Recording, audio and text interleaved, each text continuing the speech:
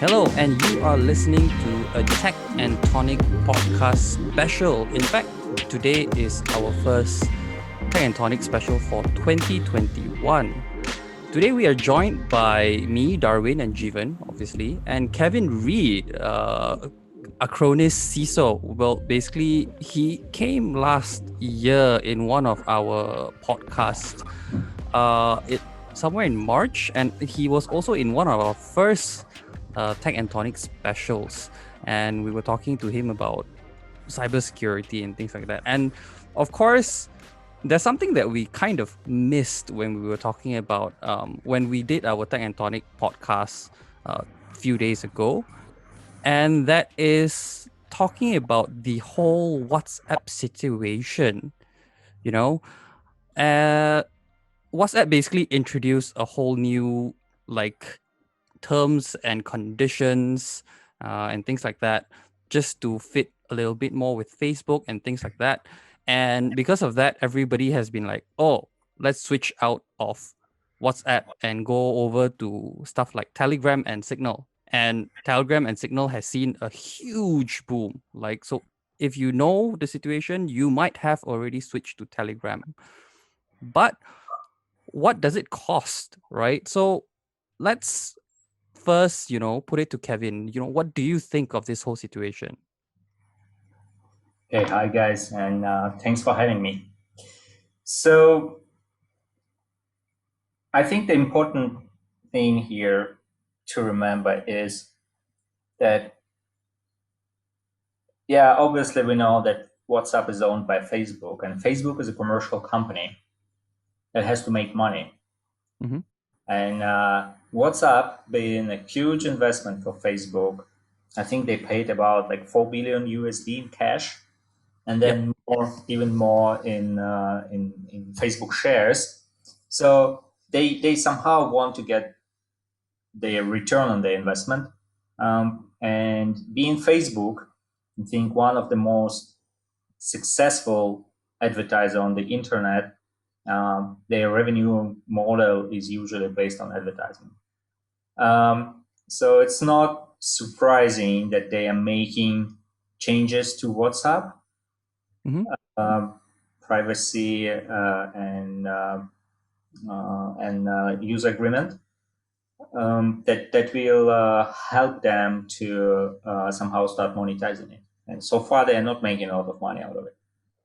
Yeah, that is true. But I mean, Jivan and me, we've actually discussed about this whole situation, about when Facebook actually acquired WhatsApp. I mean, we all know this would happen. We all know this day would come, right, Jivan?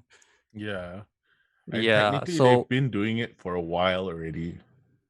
yeah, technically, but you know, so why do you think it comes at such a surprise, or at least why is there such a big reaction to when WhatsApp basically just suddenly said, yeah, we're going to be a bit more transparent and we're going to tell you that we are actually collecting data for Facebook? Because I mean, we've known this for a while, right? So I think this is just bad timing. Mm-hmm. Um, we all know that Facebook is not in their best shape. They get a lot of uh, pushback because of their reactions on the events in U.S. politics, Mm-hmm. um, and that was an extremely polarizing issue, extremely polarizing matter. They also got a lot of pushbacks for other day initiatives in countries in the development world, like in Africa. Um, and I think the whole story that happened now just happened because, again, it was just a wrong timing for them, and I think they didn't manage their public relationship to well enough, which is surprising for a company of this caliber. I think they could have done this much better and be more transparent about it. That is true. That is true. I mean, we know the local arm of Facebook lah. and we're not going to comment anything about that. And we're also not going to comment on why they want to collect this information. It's just that we know that they've been collecting, because if you listeners realize, like when you type to your friends, like when you chat with your friends and you're talking about, let's say you want to buy flowers for your girlfriend, the next thing you know, when you open Facebook, there's going to be Facebook ads about flowers. It's it's quite expected, right? Like Jivan have experienced it. I'm sure Kevin, you've experienced it too, right? I don't have And oh, you don't have Facebook? no. So I'm actually That's a real crypto nerd,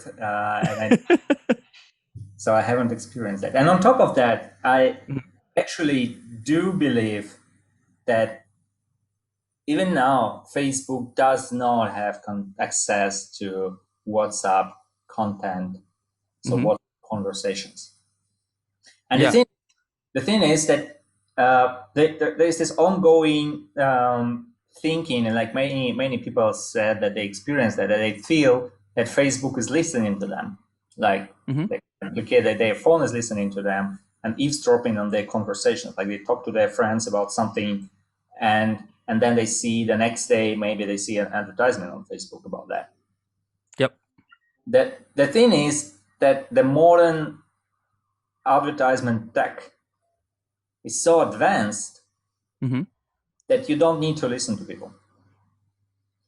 And the people are doing so much on the internet without realizing that they are doing that you again don't need this kind of information.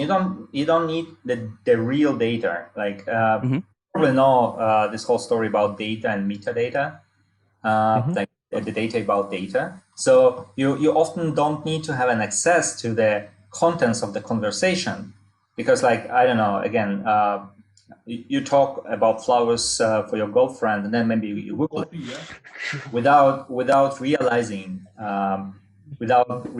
that, or maybe you visited a site to order flowers, so you open it up to do that, and all that data that you did it without even like exactly knowing what you talked about. The data that you visited this particular site, this will be stored. And this actually is enough to build an advertisement profile for you. That's actually quite a scary thought. Yeah. Or actually, that's quite a scary fact. No, but then like what Darwin says, how is it that conversations, even us speaking about it, sometimes not even on WhatsApp, it gets picked up by apps like Facebook or even Google Ads? So, well, okay, I've given you one example. People just Google it without realizing that. It just happens all the time, right? So you talk about flowers and then you Google like flowers delivery or something, and that's enough. There are other ways to extract metadata from you. Like, yeah, we all know that our phones and apps on those phones, they just talk back to their owners, or they talk back to the advertising companies, often they share location, other applications that are running on the same phone, things like that. And again, they may not have access to the application contents like WhatsApp or Telegram or Signal or whatever. But just observing the data, the information about the data, information about the sites you've visited, information about the places where you've been, information about, just let me give you an example. It's easy to know where you sleep, right? Because you know, like just by observing your phone, right? Your phone does not move. You don't pick it up when you're sleeping, right? And like we all know that like during the normal days, people tend to pick up their phones and wake them up like every 5 to 10 minutes. Yep. So if you have not picked up your phone for like a couple of hours, it's safe to assume that the phone is not with you. If you have not picked it up for like 6 hours, the phone was still, and it's in I don't know, in a neighborhood where this phone is usually located in the night, then it's very safe to assume this is the place where you live. And the advertisers know that. And to make this deduction, they don't need to know anything about your message contents. And then you just look at the map, and you can make it. You can understand whether this is a good neighborhood or it's a bad neighborhood. Like whether more wealthy people are living there or less wealthy people are living there. And it's again very easy. You just look at phone models that sleep there, and if they are predominantly inexpensive Android phones versus predominantly more expensive recent models of, say, I don't know, what is the current model of iPhone? iPhone 12 something? Yes. Yeah. Yes. So imagine a neighborhood where everyone has the most recent and most expensive iPhone versus the neighborhood where the majority of people have an inexpensive Android phone. Again, you don't need to know anything about the message contents to make a judgment that if you live in that neighborhood, you probably should be better advertised, I don't know, an expensive car versus something else. And this is how advertising works. It's not about, they don't need to have access to your voice. Voice recognition is expensive, actually. You need to put a lot of effort to do voice recognition en masse, like to recognize voice of many people. We all know that Siri and Amazon Alexa, they still sometimes suck at voice recognition. Imagine trying to do that, like you're intentionally trying to like just give a simple command and it still fail to recognize you, right? At the same time, you somehow believe that phone will be recognizing like your normal conversation that you have with your friends. So no, I don't think it is happening. Definitely does not happen for advertising purposes. And the reason why it's not happening for advertising purposes right now, it's like there are two reasons. So one, it is too expensive in terms of computing power, and the second one is actually there is no need, because again, as I said, the metadata alone is enough to build an advertising profile for you that will be successful enough to make good advertisements. Okay. Oh wow, that's actually scary. Yeah.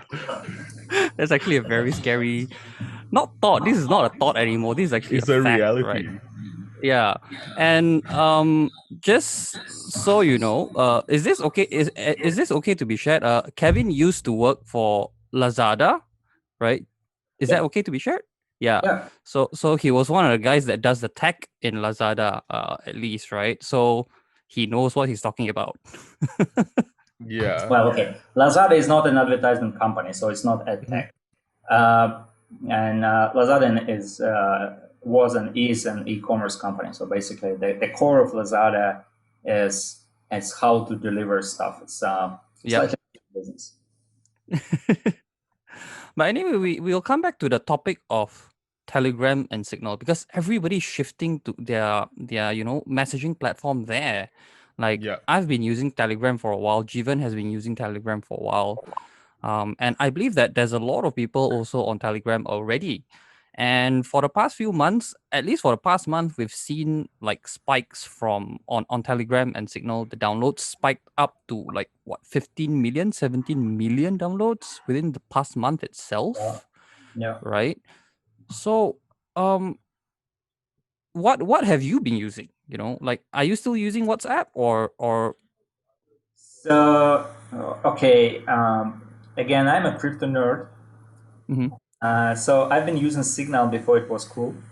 Oh.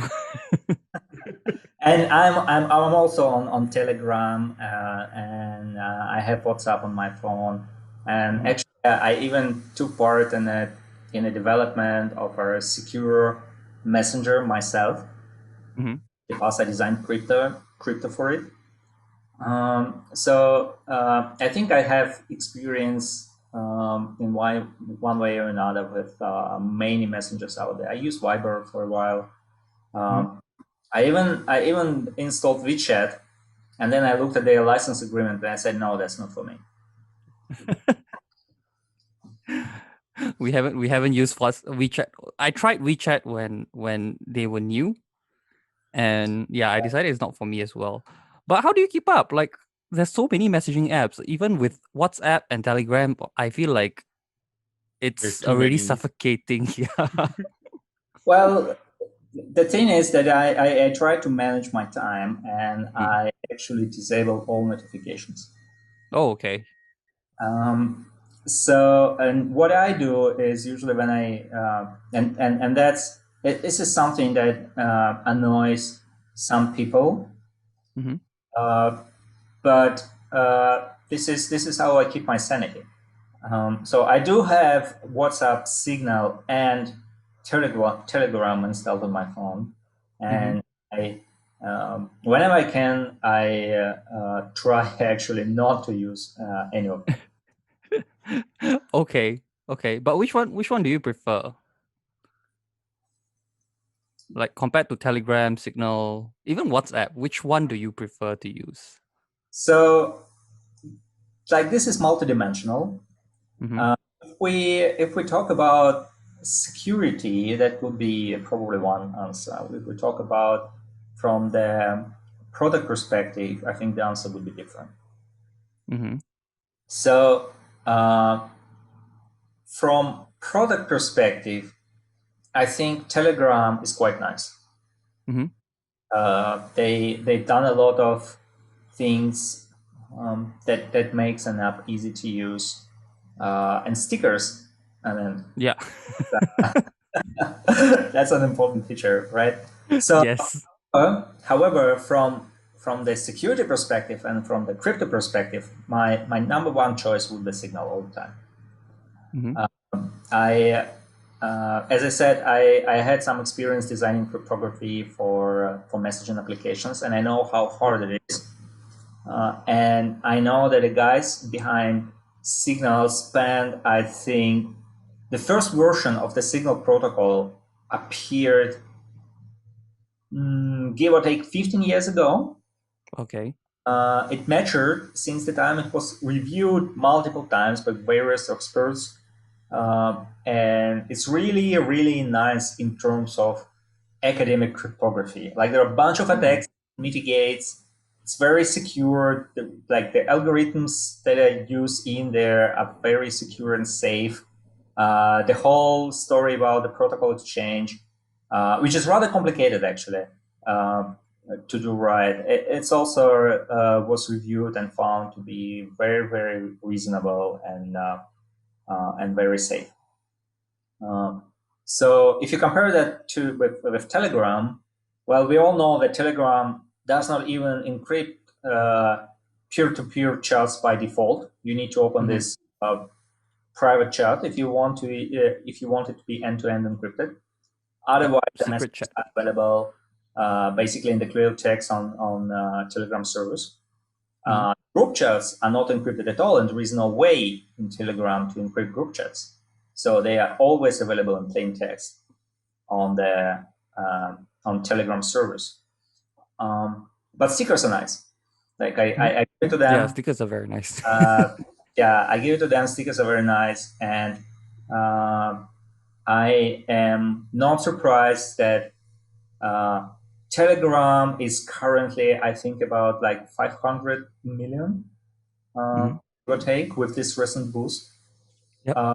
And Signal, I think, is like 10 times smaller, probably.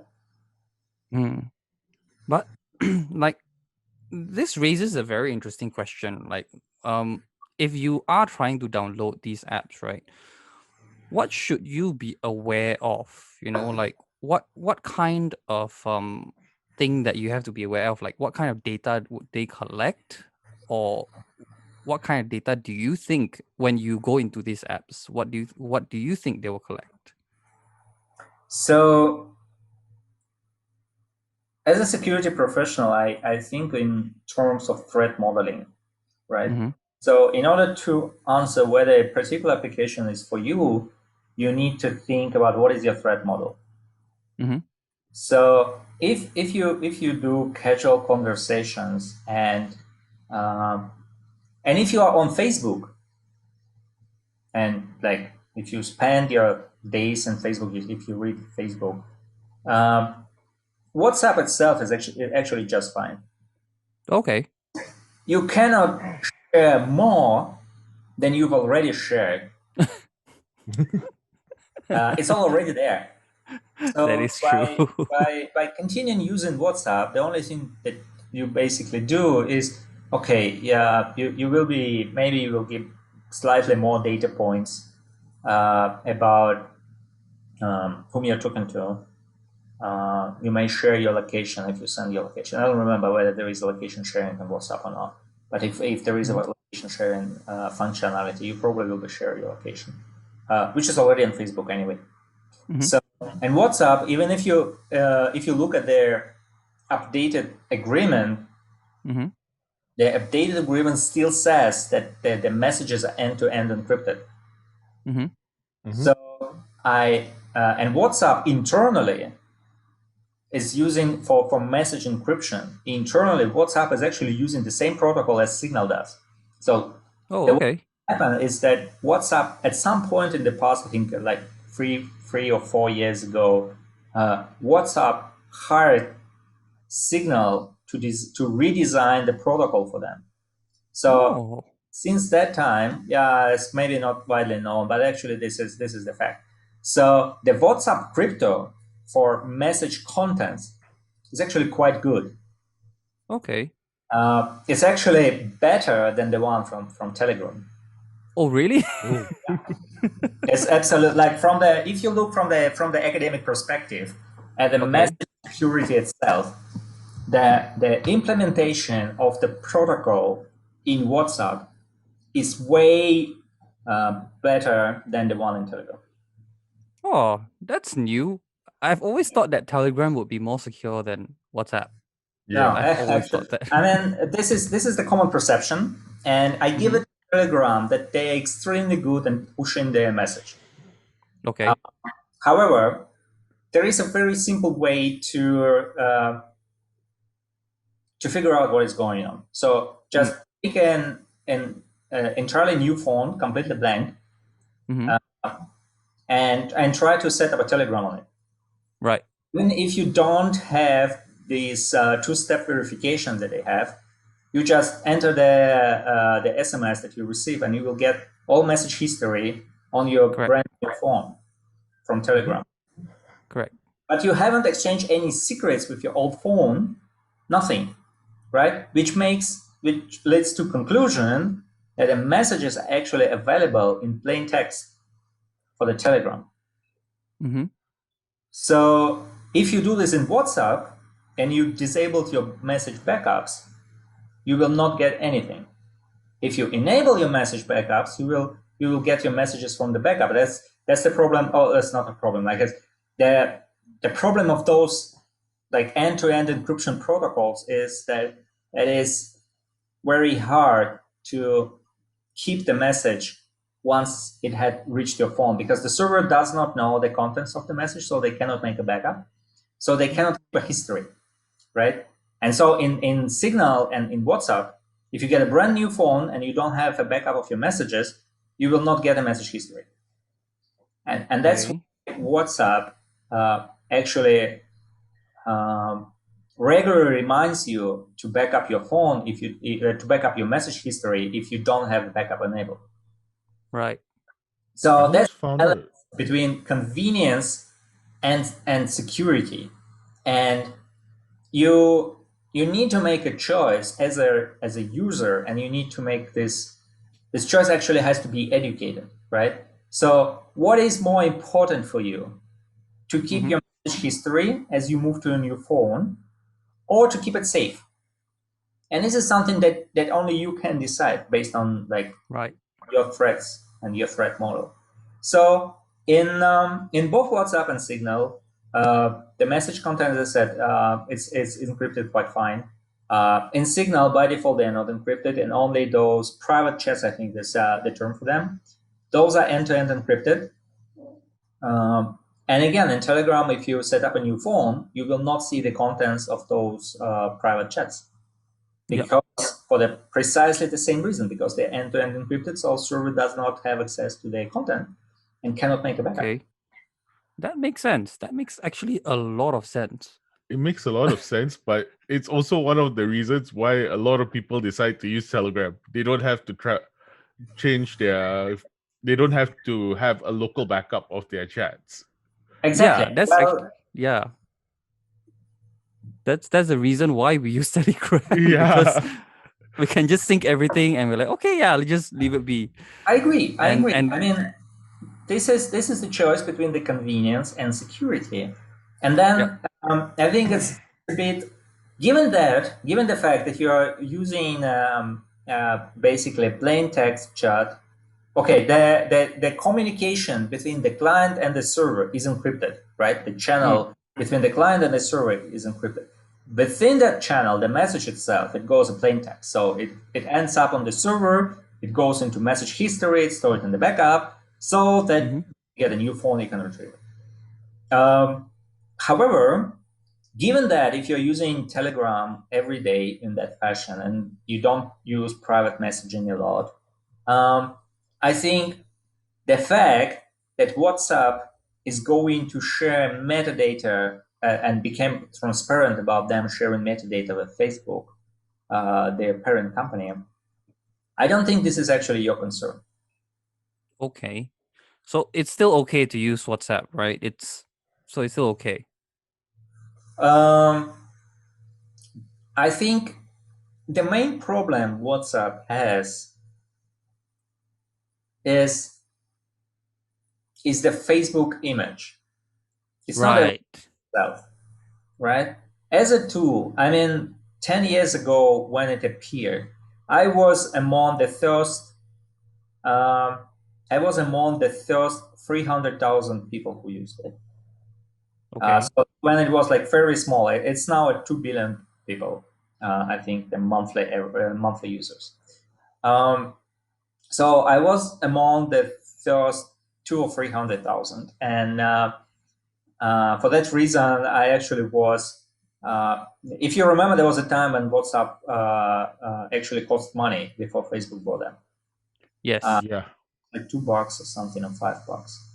On iOS, yes. On iOS, yeah. I think on Android, I think it was free from day one, if I remember correctly. Yeah.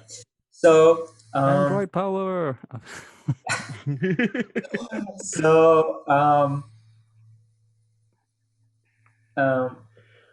since that time, WhatsApp improved a lot in terms of privacy, but they have not improved a lot in terms of product.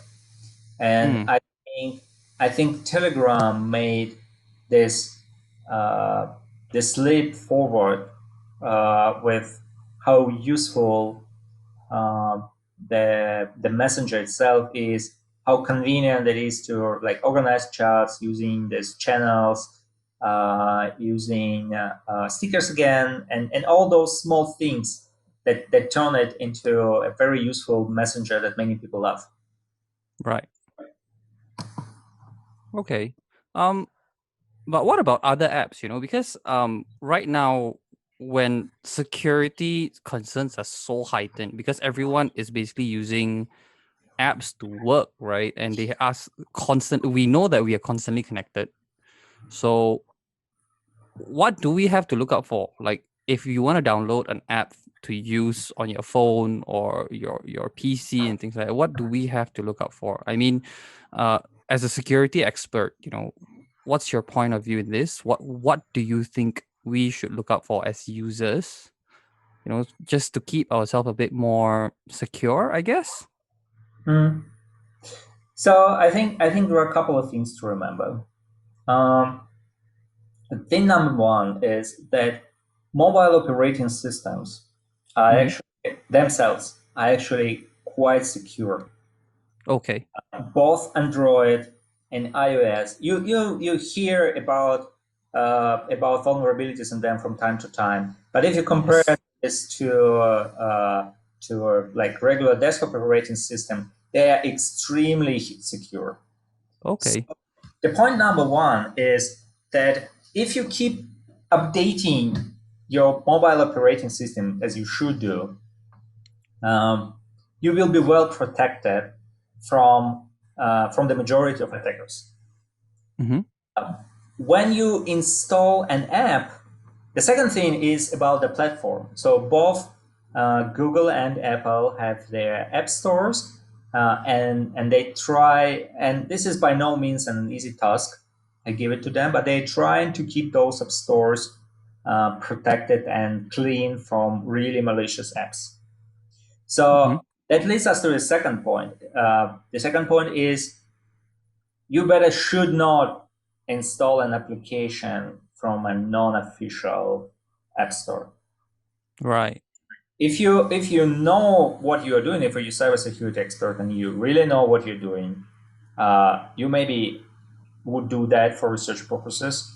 But I myself, for my daily life, I would never, even if I'm a security expert, for daily life, I would never install an application from a non-official store on my phone.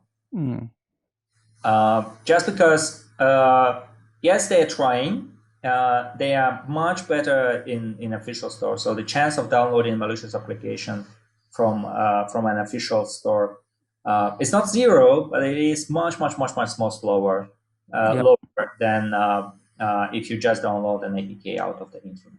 So don't do that. That's the item number 2. Item number 3 is that operating system sets lots of protections between the app and the operating system core. And protections, as you know, they are manipulated by user settings. So if you don't allow location access to the app, the app will not know your location. Right. It will ask for it.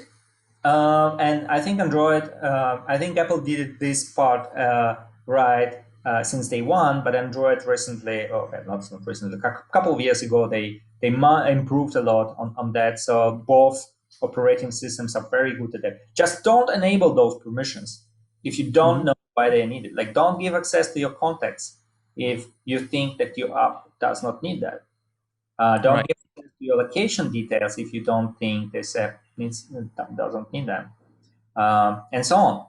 Don't share your photos, and again, it is, even if the app is installed on your phone, it is extremely hard for them to break out of the modern mobile operating system and access the data outside of it. It can, but I don't know if you guys know that the vulnerabilities for mobile application or for mobile operating systems are bought and sold on the I wouldn't call it dark market because it's quite official, but they are bought and sold on specific markets. So the vulnerability for modern mobile operating system would be in the range from 1 to 2 million USD. In comparison, so basically, if you find a vulnerability in a what is called a zero-click vulnerability in iOS or Android, you instantly get some malaria. So in comparison to vulnerabilities in desktop operating system, which are in the range of hundred thousands so they're still expensive. But they are like by the order of magnitude cheaper than those for mobile operating system. And that gives us a data point to understand that mobile operating systems themselves are actually quite secure. So even if you have a malicious application somehow installed on your mobile operating system and you didn't give it permissions, the chances are that unless you have an adversary who spent 1 million USD on you, you actually would be safe. Oh, okay. Wow. Okay. Wow. Okay. So the lesson is, don't skip that. Whenever your app asks you whether you want to allow things like that, don't just skip and click allow. Right? You have to read through. That will be the point number 3. So basically 3 points, like update your Android or iOS. Don't install apps from non-official stores.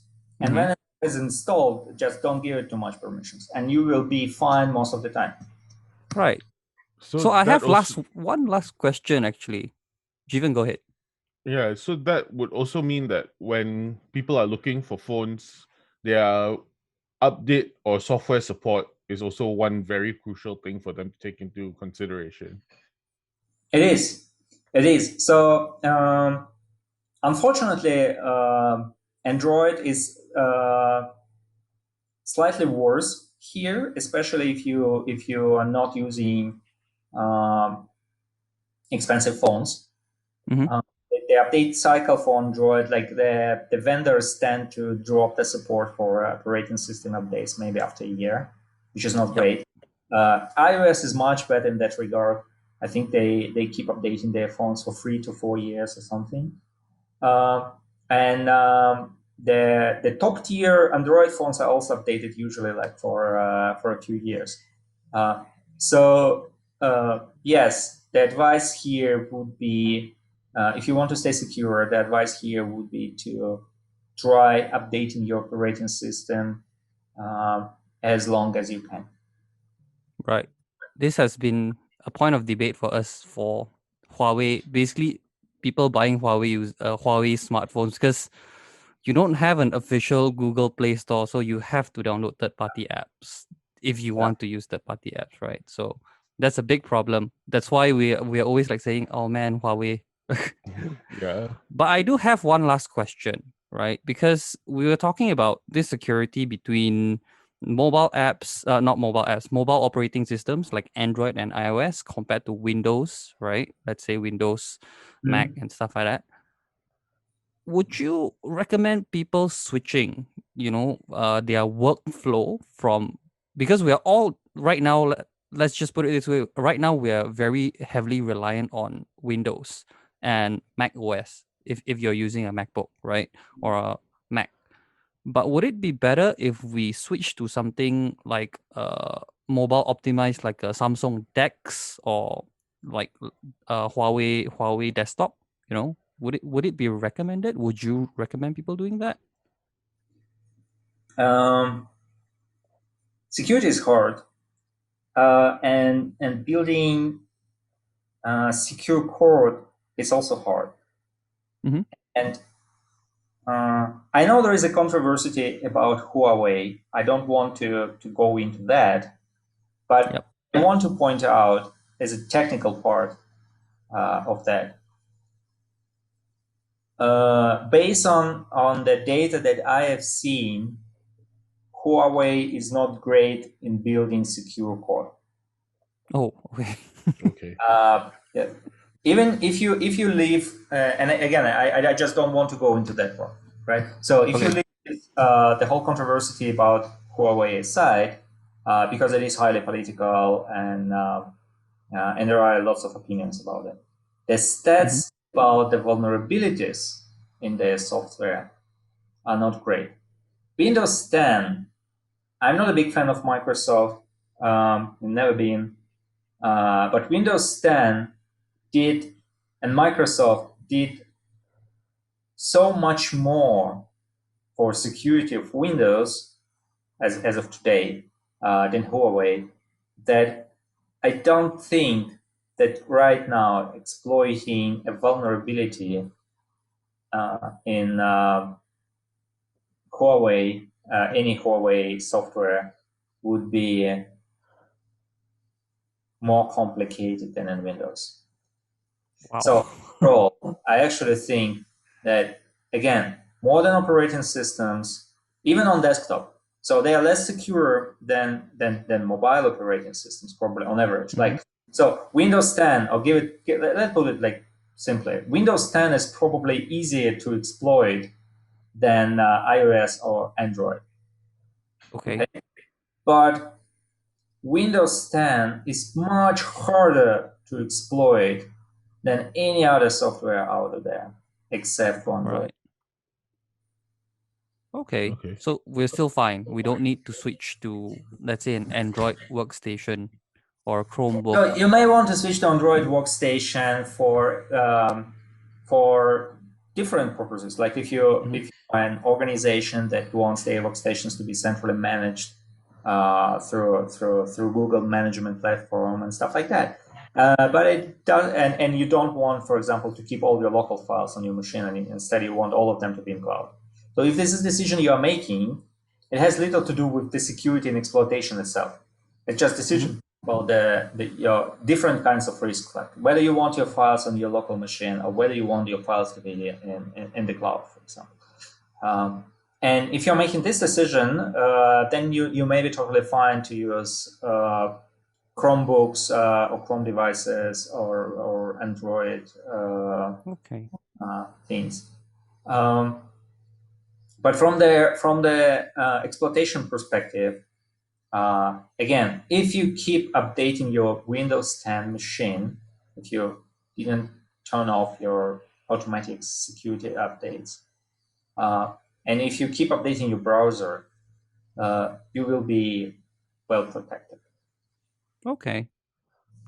Either that or download Acronis to a true image. Yep. Absolutely. Yes, please do. Good product plug.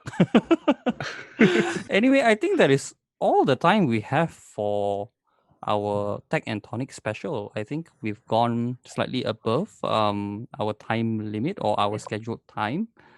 Well, we try to keep our podcasts to a maximum of 35 minutes, but this is above 40 minutes really. But it's fine.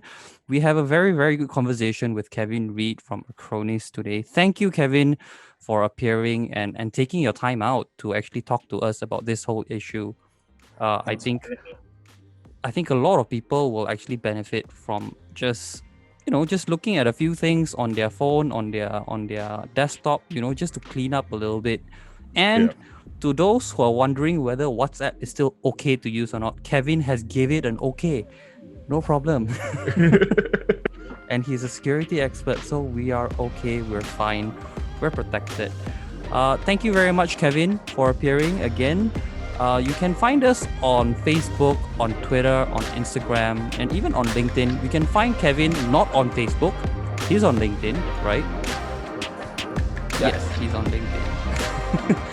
But yes, if you do need to reach out to us on any questions regarding security and whatnot, you can reach out to us and we'll try to ask Kevin and he'll give us whatever advice he can give us.